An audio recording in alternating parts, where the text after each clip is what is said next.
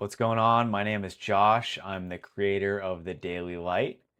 And in today's video, I wanted to discuss how we respond to and even fight and change the cycle of evil and hatred in the world. And the reason why I want to talk about this topic is because I think we're living in a time period where there's a lot of division and hatred and labeling and tribalism going on. And that's been a steady fact throughout history. But if we really learn from the teachings of Jesus and we want to be people of God, we really have to live out and bring Jesus and live in the kingdom of heaven in these situations in the world and in our lives so that we can break the cycle of evil and hatred and we can work towards creating and moving into a world and a society and a nation in which there is peace and love and connection to all people.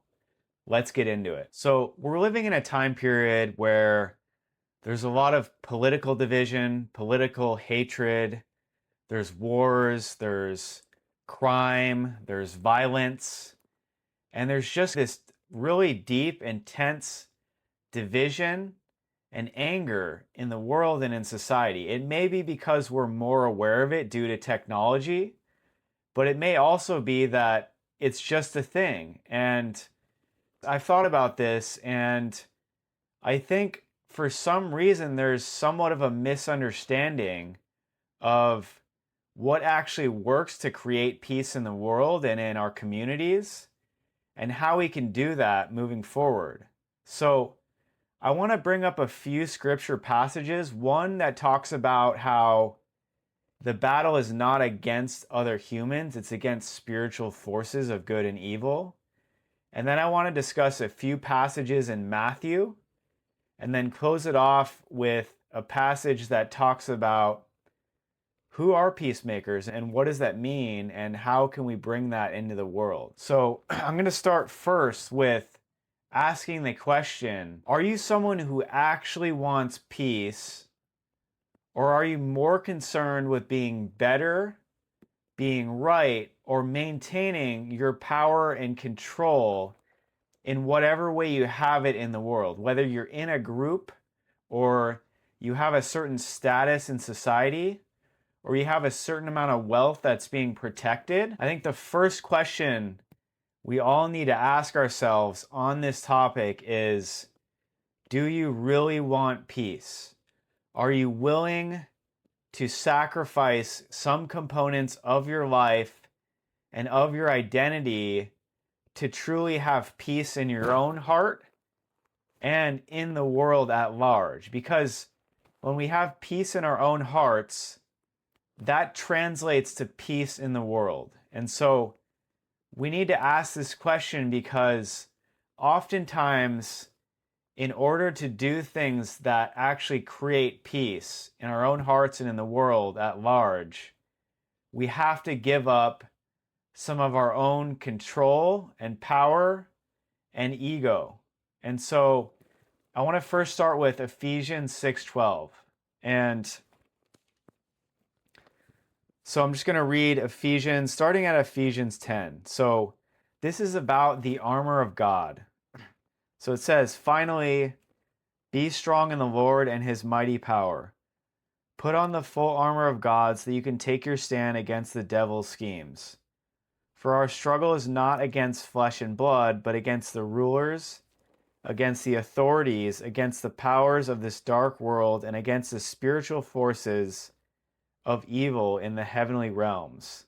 So I'm starting with these verses in Ephesians because the first thing we need to understand is that we are called to love other people.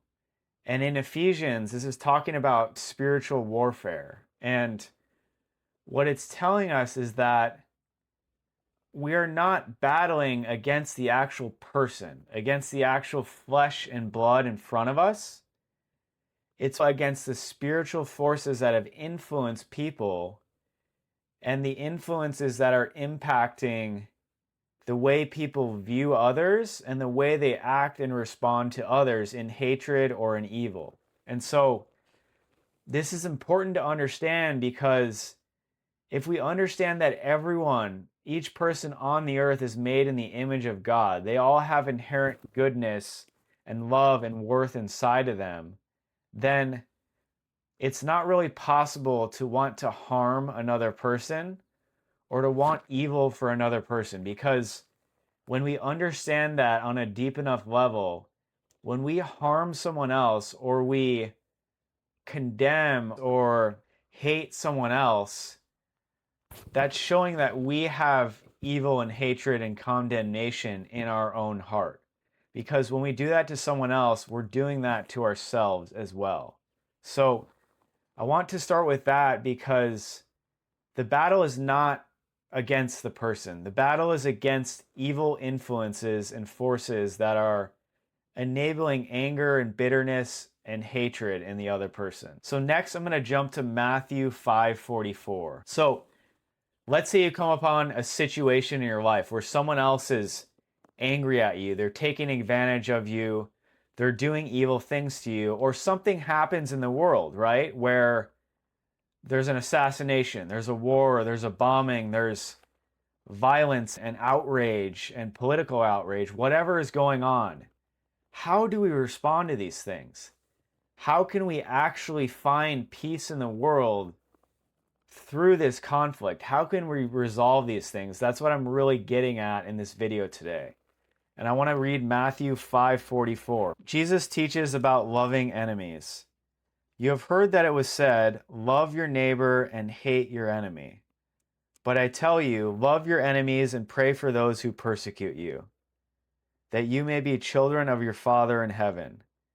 He causes his sun to rise on the evil and the good, and sends rain on the righteous and the unrighteous. If you love those who love you, what reward will you get? Are not even the tax collectors doing that? And if you greet only your own people, what are you doing more than others? Do not even pagans do that? Be perfect, therefore, as your heavenly Father is perfect. So, Jesus is talking here in this passage that when we're experiencing evil and opposition and hatred, and we have enemies in the world and in our lives, he's telling us in this passage that people used to say, love your neighbor, love the person in your family and the person that you like, but hate your enemy. That's what they used to say back in the day.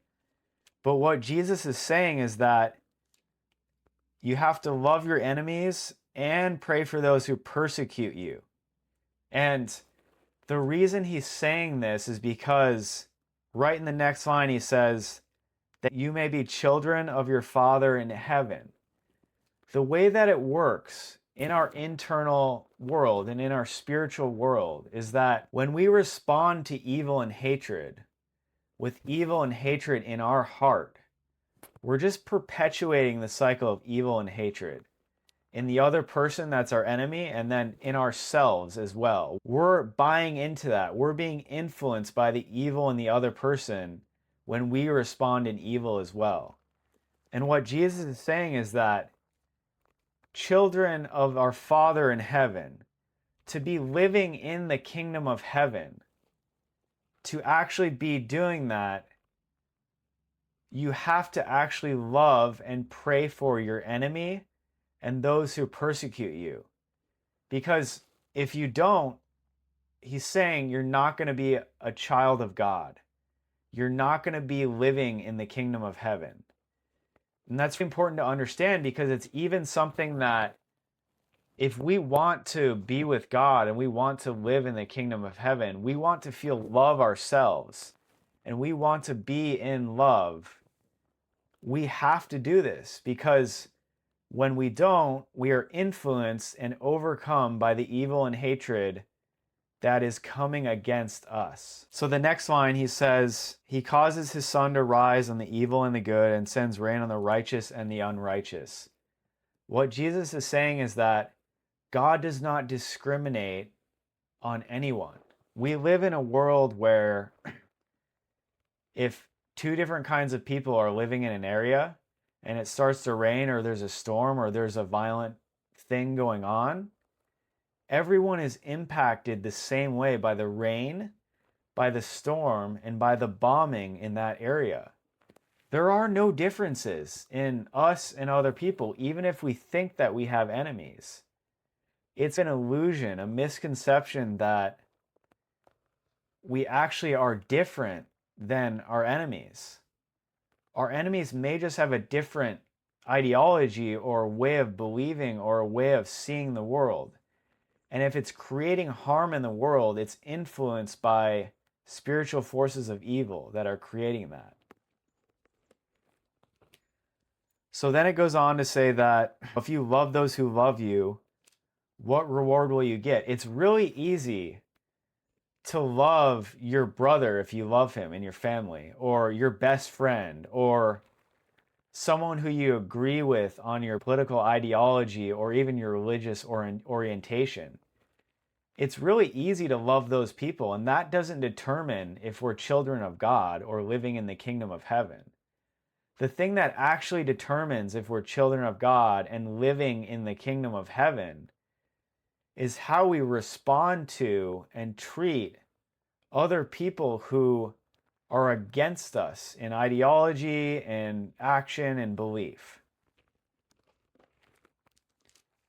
So, the moral of the story that Jesus is teaching here in Matthew about loving our enemies is that we are called to do that, yes, but the reason he tells us to do this is because it's actually the only way to be living with God or to be living in the kingdom of heaven. When we don't respond to evil and hatred in a way that is loving and maintains our heart for the other person, not the action, but the other person's worth, then we succumb to the evil and hatred that they're spewing out to us. And so next I want to read another passage in Matthew 5:39, which is related to how we can know how to respond in these situations. So Jesus teaches about revenge. You have heard that it was said, an eye for an eye and a tooth for a tooth. But I tell you, do not resist an evil person. If anyone slaps you on the right cheek, turn to them the other cheek also. And if anyone wants to sue you and take your shirt, hand over your coat as well. If anyone forces you to go 1 mile, go with them 2 miles. Give to the one who asks you, and do not turn away from the one who wants to borrow from you. So, this teaching that he says here is difficult and controversial, but the main thing that he's getting at is that in these situations where there's evil coming against us, or we have someone who we don't agree with, or there's situations where other people are trying to harm us or do things to us that would belittle us, then what he's saying is that the natural tendency of our flesh, the part of us that has the ability to sin, the part of us that has hatred and evil and bitterness in it, that part of us wants to respond by getting revenge, getting back at the person, telling them how bad they are, punishing them, throwing them out, belittling them.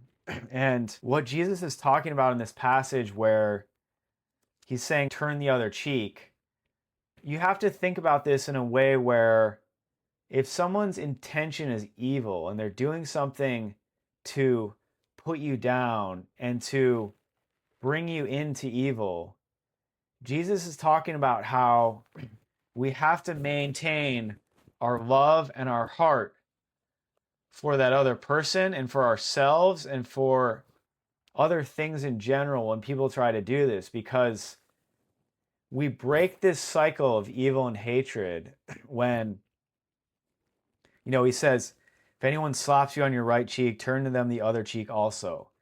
They are bringing evil and hatred against you in that moment. And he's not saying to take abuse or to take self-harm. he's saying that we respond in a creative and loving way, which has an element of self-defense, I think, to it, but which doesn't allow that other person or those groups of people to maintain their evil and their hatred that's coming against us. Because if we truly respond in a smart and creative, loving way to these acts of evil and hatred, then we actually diffuse the anger and the evil and the hatred in that other person, and we enable them to feel the pain that they're inflicting, feel their heart, feel their sin. We're being creative and smart and loving in the way that we don't lose our heart for them or for ourselves in the way that we respond, but that we force the other person to actually consider what they're doing, to feel the pain, to feel the potential conviction of God in their own heart. Because when we truly respond in love with God, that is going to diffuse the evil and the hatred that they're spewing against us. And it's going to force them to actually consider the way that they're impacting other people and also themselves. And so this is critical if we want to break the cycle of evil and hatred on a one-to-one level, on a personal level, and on a bigger societal and world level. We have to implement this and truly bring love into these challenging and horrible situations in a way where we're not being harmed. We're still have an element of self-defense, and we're not taking harm or abuse, but we're standing and fighting back with love that's diffusing and breaking down the evil in the other people or the other group at large. Next, I just want to talk about this topic of self-defense and avoiding harm, because this is a big topic when you tell people to kind of respond with love, that most of the time the counter argument is that, well, we can't be taken advantage of, we can't be injured, we can't be harmed, etc. And I would agree with that for the most part. I think that there are situations and times that call for sacrifice. If we really think about it, Jesus showed us this. He died on the cross for our sins, for the love of the world, for the love of us. And he took the punishment and the affliction on himself. And are there moments where we're called to sacrifice in that way? I think sure. But I would say that also, I do believe that there is a healthy element of self-defense, and we should always avoid harm and injury in any of these situations. So we have to also be smart about how we're maintaining self-defense while maintaining our heart for the other people in the situation. So what I'm saying is that don't be dumb about this. Be smart about this, right? If someone has a gun nearby, you're gonna flee. You're gonna have to respond in some way if that person's gonna pull the trigger, right? Events like this, or acts where someone is gonna harm you, that you feel like the amount of evil in the other person or the group is to where they want to inflict violence on you, then yes, you need to take precautions and counteractions and whatnot. I think the main thing that Jesus is talking about is that even while you have self-defense or you respond in a way where you protect yourself from being harmed or injured with violence, you still are maintaining your love and your forgiveness for those other people.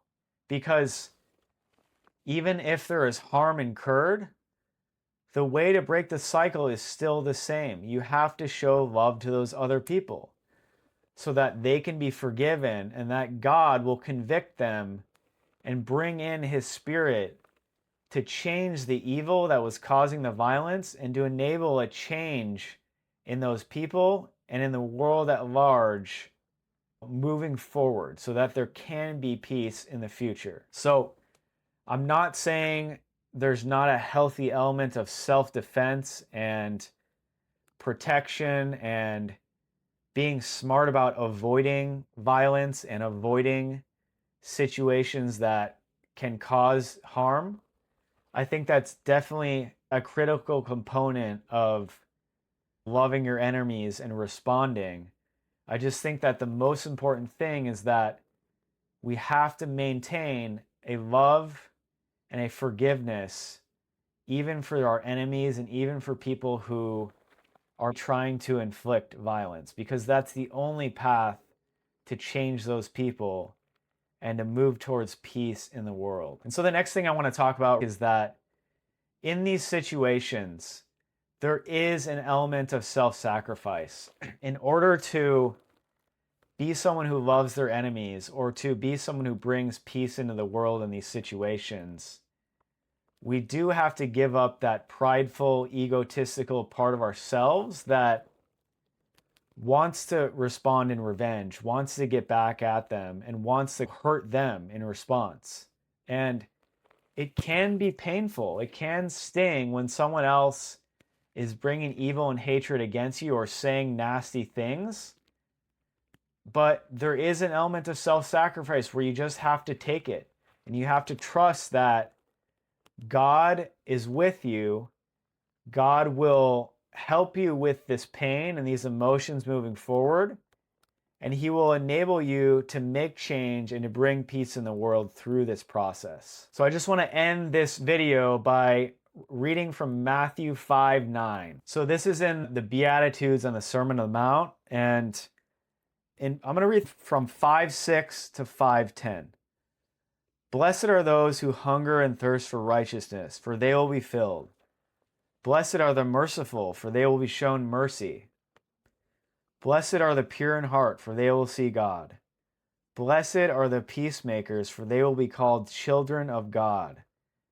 Blessed are those who are persecuted because of righteousness, for theirs is the kingdom of heaven. Blessed are you when people insult you, persecute you, and falsely say all kinds of evil against you because of me. Rejoice and be glad, because great is your reward in heaven. For in the same way they persecuted the prophets who were before you. And I just want to end by saying, if you are someone who truly wants to be at peace within yourself and to bring peace into the world and to truly walk with God and Jesus in the kingdom of heaven in your own life now and forever, be someone who is a peacemaker. Be someone who seeks righteousness and not revenge in the world. And be someone who can sacrifice their own selfishness to bring healing and restoration and change in other people and to defeat evil forces that are causing violence and hatred and conflict in the world. Thanks so much for listening. I hope you have a great day.